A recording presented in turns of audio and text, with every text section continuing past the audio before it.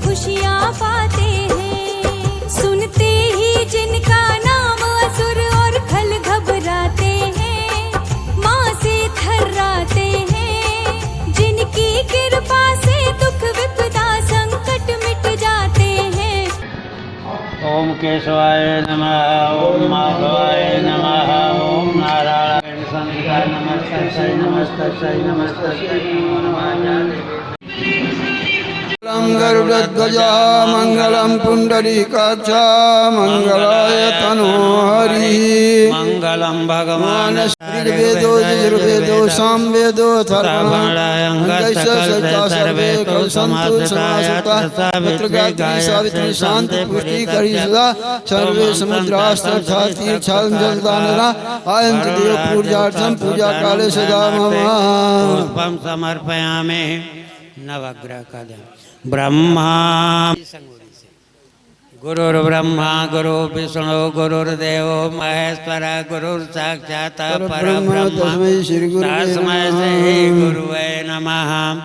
अखंड मंडलाकारं व्याप्तं षष्ठम दिवस नवरात्रि का, शारदीय नवरात्र का छठवां दिन।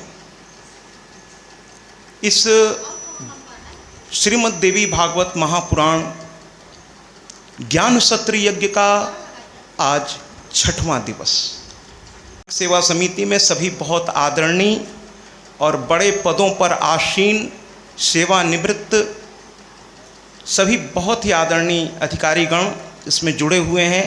इस वरिष्ठ नागरिक सेवा समिति में मैं हृदय से उनका आभार व्यक्त करता हूं कि न केवल इस जनमानस को आपने शारदीय नवरात्र में देवी भागवत सुनने का सौभाग्य दिया, बल्कि मुझ एक बहुत ही छोटे, मैं तो कहता हूं कि भैया मैं कोई विद्वान नहीं हूं, आप सभी मुझसे बहुत आदरणीय हैं, श्रेष्ठ हैं। मैं हमेशा कहता हूं सुनना कठिन है और सुनने से भी ज़्यादा उस पर चिंतन करना कठिन है और उससे भी ज़्यादा उसको आचरण में लाना कठिन है। इसलिए मैं जब भी इस कथा भाग को शुरू करता हूँ तो मैं हमेशा श्रोताओं को भी प्रणाम करता हूँ। आज हमारे बीच ऐसे तो सभी आदरणीय, इसलिए पहले मैंने उन आदरणीयों को याद किया। अब आप सोच रहे होंगे कि रोज़ की कथा तो पहले देव प्रणाम से महाराज जी शुरू करते हैं, आज उन्होंने अचानक से ये लाइन क्यों उठा ली?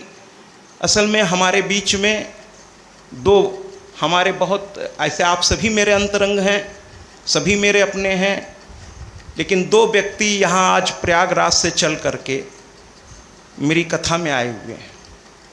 एक तो प्रयागराज का और एक आपके अवंतिका कॉलोनी के ही हैं। इसलिए प्रणाम परंपरा से पहले थोड़ा कहते थे ना, अतिथि देवो भव, इसलिए वो सनातन धर्म का पालन करते हुए मैं उनका थोड़ा स्वागत करके फिर प्रणाम परंपरा में मैं प्रवेश कर जाऊंगा। क्योंकि हमारे यहाँ सनातन धर्म में कहा गया अतिथि देवो भव। तो हमारे छात्र जीवन के हमारे अग्रज, हमारे सीनियर आदरणीय श्री कविंद्र सिंह जी हम लोगों के बीच मौजूद हैं। ये हाई कोर्ट के एक बहुत ही प्रतिष्ठित वकील हैं और इनके साथ मैं आप दोनों का हृदय से स्वागत करता हूं इस व्यास मंच से। और आप संत परंपरा को मेरा प्रणाम, समस्त ऋषि परंपरा को मेरा प्रणाम। इसके साथ साथ जैसा कि मैंने हर दिन कहा है कि राम की कथा में हनुमान किसी न किसी रूप में आते हैं, कृष्ण की कथा में राधा किसी न किसी रूप में आती है, और भैया मेरी मैया की कथा में तो समस्त देवी देवता कहते ना, कहीं राम देखा कहीं कृष्ण देखा, लेकिन अपनी मैया के चरणों में चारों धाम देखा। देवी या देवता स्वरूप में जो इस कथा को सुनने, क्योंकि स्वर्ग में कथा नहीं होती महाराज, स्वर्ग में कथा नहीं होती। अगर होती तो पुराणों में लिखा गया होता कि सुखदेव जी महाराज या सूत जी महाराज स्वर्ग में कथा सुनाने गए, लेकिन ऐसा कहीं वर्णन नहीं। तो हम मनुष्य कितने भाग्यशाली हैं कि हमें ये कथा सुनने का सौभाग्य, हमें साधना करने का सौभाग्य, हमें अपने इस समस्त 84 लाख योनियों से मुक्ति का संसाधन इस पृथ्वी पर मनुष्य योनि प्राप्त करके हमें प्राप्त होता है। अगर इसको हम गंवा बैठे तो जैसा कि शास्त्रों में वर्णन है, पुनः 84 लाख योनियों के भवचक्र में हम पड़ सकते हैं। बाकी तो अपने अपने कर्म के अनुसार, प्रारब्ध के अनुसार, संचित कर्म, वर्तमान कर्म, ये सब के अनुसार हमारी आने वाली जीवन निर्धारित होती है। हम अपने भाग्य विधाता स्वयं हैं। इसीलिए तो मैं बार बार कहता हूं कि वेद हमको सावधान करते हुए कहता है, वेद का पहला वाक्य मनुर्भव, हे मनुष्य, मनुष्य बन जाओ। ये बात मैंने पहले दिन कथा में उठाई थी कि थोड़ा हंसी आती है कि इस तो वही बात है कि किसी सुरेश जी से कहिए, हे सुरेश जी आपका नाम क्या है? यानी मनुष्य से वेद कह रहा, वेद का पहला वाक्य मनुर्भव, माने हे मनुष्य, मनुष्य को बन जाओ, यानी मानवीय संवेदनाओं से परिपूर्ण हो जाओ। इस पर हम बहुत विस्तार में भी नहीं जाएंगे क्योंकि पहले दिन इस पर चर्चा हो चुकी है, आज कथाएं बहुत है। तो ये पुराण परंपरा को हम आगे बढ़ाते हुए दृश्य अदृश्य समस्त देवी देवता जो इस मां की कथा में पधारे हुए हैं, हृदय से उनका वंदन, अभिनंदन और उनको प्रातः, मध्याह्न, सायं यानी हर प्रहर उनको मेरा नमन नमन नमन। कि इंसान से ऊपर की जितनी भी शक्तियां हैं वो पृथ्वी पर पैर नहीं रखती, यही पहचान है भगवान की। या देखिए, भगवान है तो शैतान भी होगा, देव है तो असुर भी होंगे। तो मां ने पहचान बताई कि कैसे पृथ्वीवासी पहचान पाएंगे कि उनके सामने कोई पराशक्ति तो नहीं खड़ी, और अगर कोई पराशक्ति खड़ी है तो वो जमीन पर पैर कभी नहीं रखेगी, वो इसको मां समझती है। वो उससे 4 इंच ऊपर या 6 इंच ऊपर या 8 इंच ऊपर उनके पैर होंगे। लेकिन हम पृथ्वीवासियों की विडंबना तो नहीं कहूंगा, हमारी मजबूरी है, हम लॉ ऑफ ग्रेविटी से बंधे हुए, पृथ्वी का गुरुत्वाकर्षण, जिसके चलते हमको अपना पांव जमीन पर रखकर चलना पड़ता। इसीलिए सुबह उठते ही हम लोग मां से क्षमा मांग करके, प्रणाम करके तब बिस्तर से पैर जमीन पर रखते हैं। इसीलिए कहते लोग कहते कथाओं में क्यों आना चाहिए। कथा केवल कथा नहीं है, कथा हमारी जीवन शैली है। कथा हमें बताती है कि हम जो कर रहे हैं उसमें से क्या सही हो रहा है और कहां हमसे चूक हो रही है। कथा तो प्रतीकात्मक है महाराज, इसके अंदर की मूल बात समझनी होगी। तो समस्त देवी देवताओं को मेरा प्रणाम, और मां पृथ्वी को पुनः मेरा बार बार प्रणाम प्रणाम प्रणाम। कल शुंभ और निशुंभ ने इतना अनैत मचाया, जब जिंदगी में, दुनिया में, संसार में, समाज में कोई ऐसा व्यक्ति आ जाए जिसका सिद्धांत ही यही हो कि न जिएंगे न जीने देंगे, ऐसे सिद्धांत के मालिक जब इस संसार में प्रवेश कर जाते हैं तो संसार को थोड़ा हिला देते हैं महाराज, उनकी व्यवस्थाओं को डावाडोल कर देते हैं, क्योंकि उनका पॉलिसी ही यही होती है, न खेलब न खेले दे, खेलबो बिगाड़ दे। वो रचनात्मक नहीं होते महाराज, उनके मना मस्तिष्क में हमेशा विध्वंसात्मक विचारधारा दौड़ती रहती है। शुंभ निशुंभ ने ब्रह्मा जी से वरदान, कल की कथा में बात हो चुकी, वरदान ले लिया कि मैं मनुष्यों से अवध्य हो जाऊं, उसके बाद उन्होंने जो अनेक का वातावरण तैयार किया महाराज, और कहते हैं महाराज सज्जनों का संगठन बनना बड़ा कठिन है।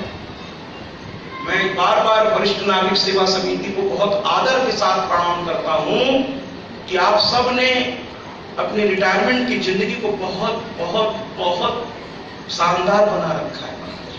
मैं तो कहता हूं ऐसी सेवा समिति हर कॉलोनी में अगर हो जाए तब तो फिर पूछना ही नहीं।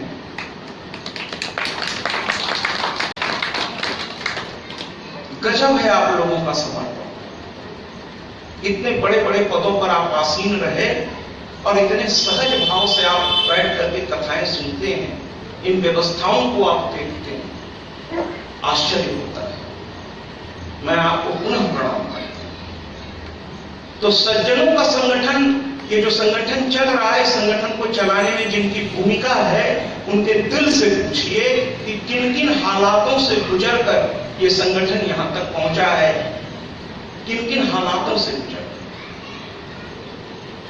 क्योंकि सज्जनों का संगठन बनाना कठिन है, दुष्टों का संगठन बनाना बहुत आसान है। दुष्टों में आपस में संगठन बनाने के लिए दूसरे को न्योता नहीं देना पड़ता महाराज। मंदिर ले चलने के लिए आपको कहना पड़ेगा, बनाने के आप भी चलेंगे क्या? लेकिन मदिरा पीने के लिए खुद आपसे पूछेंगे कि चल रहे हो क्या? यही तो विडंबना है। जिधर नहीं जाना है उधर जाने को सब तैयार, और जिधर जाना चाहिए उसके लिए जो आदरणीय है वो बार बार कहते रहते हैं आओ मेरे साथ आओ, मेरे साथ आओ, कुछ अच्छा करते हैं। वो बेचारे को कहना पड़ता है बार। सुमने किसी को निमंत्रण नहीं किया, खुद दुष्टों का एक बहुत बड़ा समूह के साथ आके खड़ा हो गया। दुष्टों में बड़ी तेजी से संगठन बनती है महाराज। वो जानते हैं कि अकेले तो नहीं हो पाएगा, मिल बांट करके इस धरा को पूरा लूट करके कब्जे में करेंगे।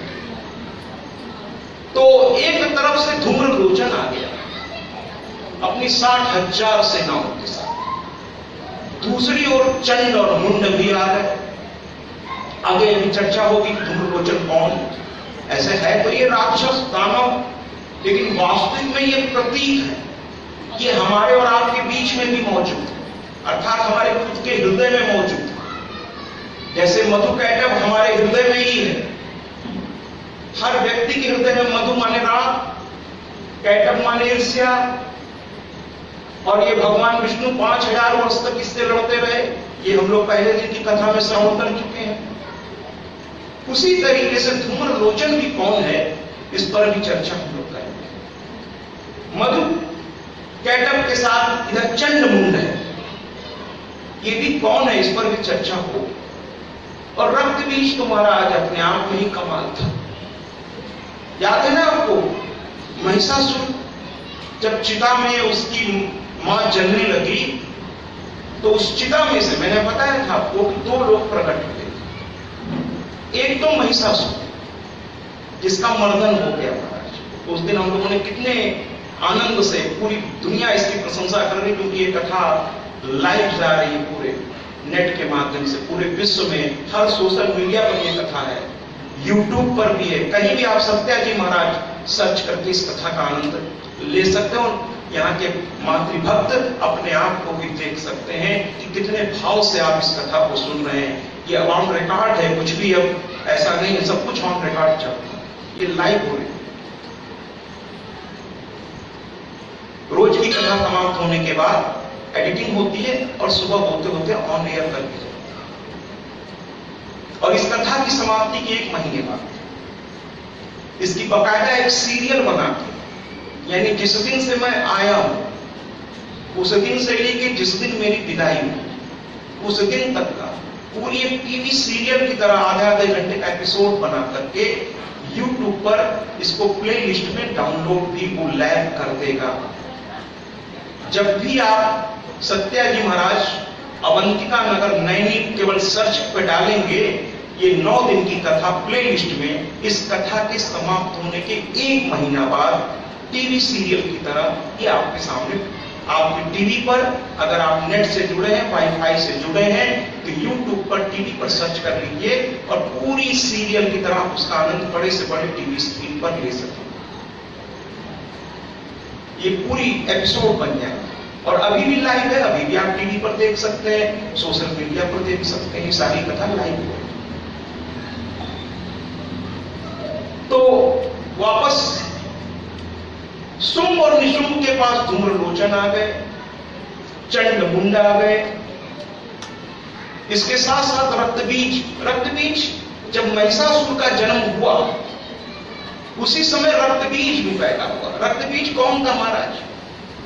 ये कोई और नहीं था, ये रंभ था, जो पुत्र के मुंह में ऐसा ग्रसित था कि शरीर त्यागने के बावजूद वो पुत्र के साथ साथ वापस इस पृथ्वी पर आ, लेकिन वो रक्तबीज के रूप में आया। इसका नाम पहले रक्तबीज नहीं था महाराज। ये तो जब महादेव की तपस्या करके महादेव ने कहा क्या वरदान चाहिए, कौन सा वरदान तुम्हें दे दें, तो ये औरों की तरह नहीं बोला और राक्षसों की तरह इसने बात नहीं की और दानवों की तरह इसने बात। मैंने उस दिन कहा था राक्षस अलग है, दानव अलग है, ये दो अलग प्रजातियां हैं, ध्यान रखिएगा। मैं बार बार इसको बता रहा हूं कि दोनों एक ही शब्द के पर्यायवाची नहीं है। दानव धनु के पुत्र हैं और ये देखने में बड़े सुंदर थे, राक्षस भयंकर होते हैं। सुन लीजिए, ये दोनों अलग प्रजाति है। तो ये दानव है, बहुत देखने में सुंदर है। कौन? शुंभ और निशुंभ, ये दानव। और रंभ जो है जन्म लेकर महादेव के पास गया। महादेव ने कहा तुम्हें क्या चाहिए, तो और दानव या राक्षस क्या कहते थे, हमें अमर कर दो। भगवान मना कर देते थे, कहते थे अमर मैं स्वयं नहीं हूं, तुम्हें कैसे कर दो। अमर तो इस संसार में एक ही है, मूल प्रकृति, मूल तत्व। और वो कौन है? मैं लगातार 5 दिन से एक ही बात कह रहा हूं, मेरे लिए तो मेरा, जैसे कहते हैं ना कि हर बच्चे के लिए उसके अपने अभिभावक ही सब कुछ है, तो मेरी अभिभावक, मेरा सब कुछ मेरी मां है। तो मैं तो यही कहूंगा, देवी भागवत भी यही कहता है। ऐसे शिव पुराण में जाइए तो लोग कहते हैं शिव परम तत्व, विष्णु पुराण में जाइए तो लोग कहते हैं विष्णु परम तत्व, ठीक है। लेकिन देवी भागवत कहता है हमारी मां परम तत्व। अब प्रश्न ये पैदा होता है कि जब पुराण लिखने वाला एक 18 पुराण, 18 उपमहापुराण, 4 वेदों का विभाजन वेद व्यास जी ने किया, तो फिर हर में ऐसा ही अलग अलग क्यों लिखते? उन्होंने इस भावना को ध्यान में रख के लिखा कि किसी बच्चे से अगर आप पूछें कि तुम्हारे लिए सबसे बड़ा कौन, तो यही कहेगा मेरे माता पिता, जिसने मुझे जन्म दिया। तो जिसका जो इष्ट है, जिसका जो सब कुछ है, वही उसके लिए सब कुछ है। इसलिए शिव के भक्तों के लिए कहा गया कि शिव तत्व ही सबसे ऊपर। भगवान नारायण के भक्तों से ये कहा गया कि नारायण सबसे ऊपर। और मेरी मैया के भक्तों के लिए कहा गया कि मेरी मैया परम तत्व सबसे ऊपर। उसमें कहीं कोई दुविधा नहीं, क्योंकि सब है तो एक ही ना, नाम अनेकों एक मगर मां भगवती। ये गीत हम लोग बजाते हैं, है तो सब एक ही तत्व। वो धूम्रलोचन के बाद जब चंडमुंड आएगा तो मैं बताऊंगा कि जब साधना आप करते हैं तो पहले भेद आता है, फिर विभेद आता है, फिर चिंतन आती है, और तब सही तत्व की पहचान। तत्व एक ही है महाराज, मूल तत्व एक ही है। अब उसको जिस नाम से पुकारना हो पुकार लीजिए। मेरे लिए मेरी मैया है, इसलिए मैं तो कहता हूं आदि अनादि अनामय अविचल अविनाशी अमल अनंत अगोचर अज आनंद राशि। ऐसी है मेरी मैया, ऐसी है मेरी मैया। तो कल देवताओं ने जब सताए गए, स्वर्ग से शुंभ ने भगा दिया सबको, चलो हटो। कहते ना जिसकी लाठी उसकी भैंस, कह ताकत अब मेरे पास है, तुम लोग चलो यहां से निकलो। सबको निकाल दिया महाराज, सब गुफाओं में गए, वहां भी जा जाकर परेशान करता रहा। कि ये बेचारे भागे फिर रहे थे और वो पीछा कर रहे थे शुंभ के सैनिक। तो ये कल की कथा में हो चुका है। ये इंद्र के पास एक प्रोटोकॉल है, एक प्रोसीजर है, सीधे सीनियर के पास आप नहीं जा सकते हैं। ये मैं 2 बार बता चुका, कल भी, कि फाइल पहले एक अधिकारी के पास, अगर उसके अधिकार क्षेत्र में है तो वो साइन करेगा, नहीं तो अपने सीनियर के पास, उसके अधिकार क्षेत्र में तो वो साइन कर देगा, नहीं तो वो अपने सीनियर के पास। लेकिन डायरेक्ट आप चाहें सुप्रीम कोर्ट पे जाकर के, कुछ इमरजेंसी अपील वकील साहब बैठे हमारे, तो बता सकते हैं कुछ हायर इमरजेंसी में शायद ऐसा होता, वरना एक प्रोसीजर है, लोअर फिर हायर फिर सुप्रीम, एक प्रोसीजर है। तो पहले देवता गए इंद्र के पास, जो कि उनके राजा थे, देवराज थे इंद्र। इसके बाद इंद्र लेकर गए ब्रह्मा जी के पास, क्योंकि वो रचनाकार है, वो सबके पिता हैं। फिर वो लेकर गए महादेव के पास, क्योंकि देवों के देव महादेव सब देवों के गुरु हैं। गुरु भी कौन? गुरु बृहस्पति हैं, लेकिन ये गुरुओं के भी गुरु हैं, गुरुओं के भी गुरु हैं। फिर उसके बाद हुआ कि भाई अब सर्वश्रेष्ठ, तो कहे भगवान विष्णु। ऐसे तो सभी देव अपने अपनी जगह पर श्रेष्ठ है, सर्वश्रेष्ठ है। तो ये लोग लेकर गए भगवान विष्णु के पास। भगवान विष्णु ने अपनी बार हाथ खड़ा कर कहा, नहीं नहीं नहीं, पिछली बार तुम लोग आए और हम लोगों ने तुम्हें महिषासुर मर्दनी दिया, नतीजा क्या हुआ? महिषासुर मारा गया। लेकिन तुम लोगों ने इसका दुरुपयोग किया है, तुम लोग आलसी हो गए हो, प्रमादी हो गए। ये विष्णु भगवान ने आज देवताओं को फटकारा कि तुम लोगों को हर चीज आसानी से मिलने क्या लगी है। जिस व्यक्ति को जीवन में जितनी आसानी से वो चीज मिलती है, उतनी तेजी के साथ, उतनी ही आसानी से वो उसे खो देता है। लेकिन जिस व्यक्ति ने स्वयं के परिश्रम से, जिसको विरासत में कुछ ना मिला हो, लेकिन सेल्फ मेड, स्वयं के परिश्रम से जिसने अपने समाज में स्थान बनाया है, अपनी प्रतिष्ठा बनाई है, उसकी प्रतिष्ठा अक्षुण्ण होती है, वो जल्दी उसे खोता नहीं है, क्योंकि उसे पता है कि इस चीज को पाने में कितने पापड़ बेलने पड़ते हैं। और जिसको यूं ही मिल जाती है महाराज, बहुत लोग उसको संभाल ही नहीं पाते। इसीलिए तो कहा गया है कि पूत कपूत तो का धन संचय, पूत सपूत तो का धन संचय। अगर पुत्र का पुत्र है तो धन सच के क्या करिएगा, सब उड़ा देगा। और पुत्र सपुत्र है तो वो इतना योग्य है कि वो आपके ही आशीर्वाद से, आपसे भी 10 गुना ज्यादा कमा करके वो आपके चरणों में रख देगा। इसलिए पुत्र सपुत्र हो तो भी धन की चिंता बहुत मत करिए उसके लिए, और कपुत्र है तो बिल्कुल मत करिए। कहने का तात्पर्य यह है कि यहां पर भगवान विष्णु ने कहा, अब की बात नहीं, उस बार तो मैंने मदद की, नतीजा देखा, तुम लोग हो गए हो प्रमादी, आलसी हो गए। अब देवता थर-थर कांपने लगे, कहे महाराज अगर आप नहीं करेंगे तो कौन करेगा? कहे अब की बार मदद करेंगे, लेकिन कैसे? गुरु बृहस्पति बताए। और गुरु बृहस्पति ने क्या कहा? हिमालय पर जाओ, जाकर स्वयं तपस्या करो, बिना साधना के शादी की प्राप्ति नहीं हो सकती। साधक बनो, जाओ, चमत्कार को उम्मीद मत करो, साधक बनो, साधना करो। देवताओं ने वहां साधना करना शुरू किया। कितना सुंदर गीत से हम लोगों ने आनंद लिया, मां तू मुझे दर्शन दे। और अंत में मां प्रकट हो गई, लेकिन किस रूप में? गौरा रूप में। गौरा रूप में मां मिल गई।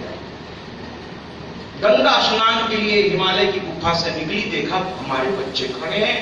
और माताएं जानती हैं कि अगर बच्चा दुखी हो तो मां को बहुत असर पड़ता है। इस धरा की मां को पड़ता है तो वो तो ब्रह्मांड की जननी है। उसने देखा हमारे बच्चे इतना परेशान, उसकी भौंकें थोड़ी तंग गई। अरे तुम लोग यहां, मैंने तुमसे कहा था ना कि जब जब बाधा पड़े मुझे याद कर लेना। तो तुम्हारे ऊपर अगर कोई संकट आई तो मुझे याद क्यों नहीं किया? सब देवता उनके चरणों में पड़ गए, कहने लगे महाराज मैया याद ही तो कर रहे थे आप। तो कह रहे फिर मुझ तक आवाज तुम्हारी क्यों नहीं पहुंची? ये देखिए, ये प्रतीक के रूप में आप भी समझ लीजिए कि आप कहते ना भगवान मेरी सुन क्यों नहीं रहा? अरे सुन इसलिए नहीं रहा है, ये बात मैं कई बार आपसे कह चुका हूं कि सुन इसलिए नहीं रहा है कि आपकी साधना की प्रखरता अभी उतनी ऊंचाई पर नहीं पहुंची कि जाने अनजाने में किए गए जो आपके कुकर्म हैं, जब तक आपकी साधना की आहुति में वो जलकर जब तक भस्म नहीं होंगे एक एक करके, तब तक भगवान तक आपकी आवाज नहीं पहुंचेगी। इसलिए साधना को प्रखर। कर्म एक बीज है, सुबह से लेकर रात सोने तक जो कुछ भी आप करते हैं ये एक बीज के रूप में आप होते जा रहे हैं। ये समय के अनुसार फलीभूत होगा, ये पुष्पान्वित भी होगा, फलान्वित भी होगा। अच्छा कर्म भी पलट कर आपको अच्छे सुकर्म का आनंद दिलाएंगे महाराज, और बुरा कर्म जो है आपको उसका भी फल मिलेगा। उसमें कोई यंत्र तंत्र मंत्र काम नहीं आता महाराज। फिर आप कहेंगे फिर भगवान की पूजा क्यों करें? जब करने को भोगना ही है तो भगवान की पूजा क्यों करें?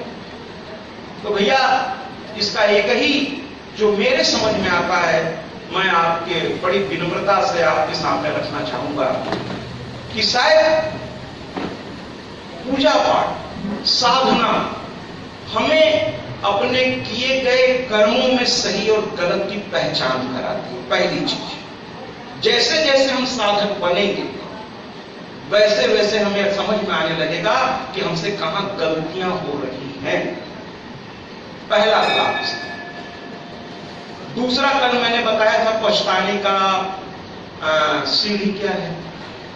मैंने कल आपको पाप और पुण्य के बारे में थोड़ा सा बताने का विनम्र प्रयास किया था कि पाप हमेशा अपने आप को छुपाने का प्रयास करता है और पुण्य अपने आप को उद्घाटित करता है, प्रकाशित करता है। यही पहचान है। जब आप कोई काम जीवन में कर लें और उसे छुपाने का प्रयास करें तो समझ लीजिए ये पाप है। बड़े बड़े शास्त्रीय शब्दों में नहीं पढ़ेंगे, सामान्य शब्द में समझते हैं कि पाप क्या है। बहुत सुनते हैं पाप पुण्य, पाप पुण्य, पाप पुण्य। क्या है पाप? जिन कामों को हम प्रकाशित न कर सकते, जिन्हें कर तो ले हम लेकिन किसी और को न बता सके, और किसी को पता चल जाए तो कहते देखो दूसरे को न बताना, यही पाप है। और पुण्य, पुण्य तो प्रकाशित होने के लिए बेचैन रहता है, बेचैन रहता है। आप व्रत रहते हैं या कोई तपस्या लेते हैं जीवन में तो आप लोगों को खुद बताते चलते हैं आज भैया मैं व्रत हूं। कौन पूछा आपसे? लेकिन आपने खुद बताया। आज सुबह से जल भी नहीं लिया, कौन पूछ रहा है आपसे कि आपने क्या लिया क्या नहीं लिया, किसको पढ़ी है, लेकिन आप बता रहे हो। यही है प्रकाशित करने का मतलब। अच्छे काम जब आप करते हो तो आपको लगता है दुनिया थोड़ा जाने दो। आपकी प्रसन्नता आप अपने को रोक नहीं पाते हो, उसको बताना चाहते हो लोगों से कि मैंने ये अच्छा काम किया।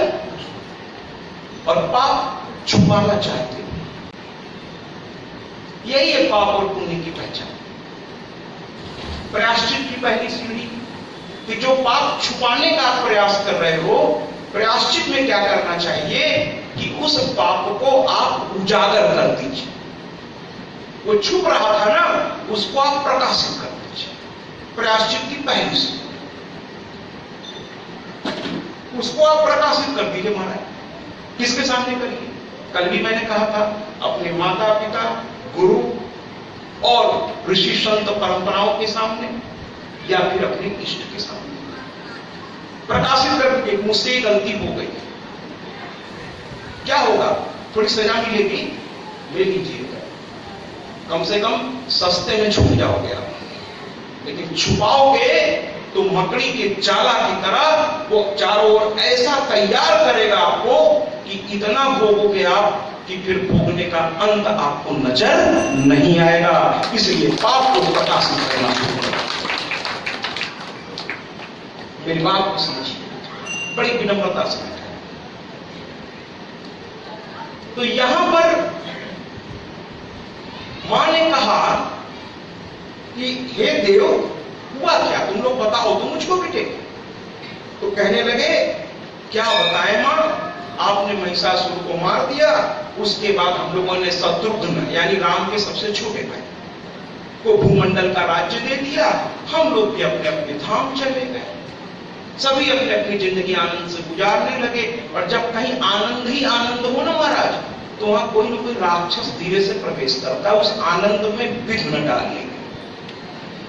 पता नहीं राक्षसी। हम आदि शक्ति माता दुर्गा की कथा सुनाते हैं, हम कथा सुनाते हैं। जिनकी कृपा से दुख विपदा संकट मिट जाते हैं, सब खुशियां पाते हैं। सुनते ही जिनका नाम असुर और खल घबराते हैं, मां से थर्राते हैं। जिनकी कृपा से दुख विपदा संकट मिट जाते हैं, भक्त जन खुशियां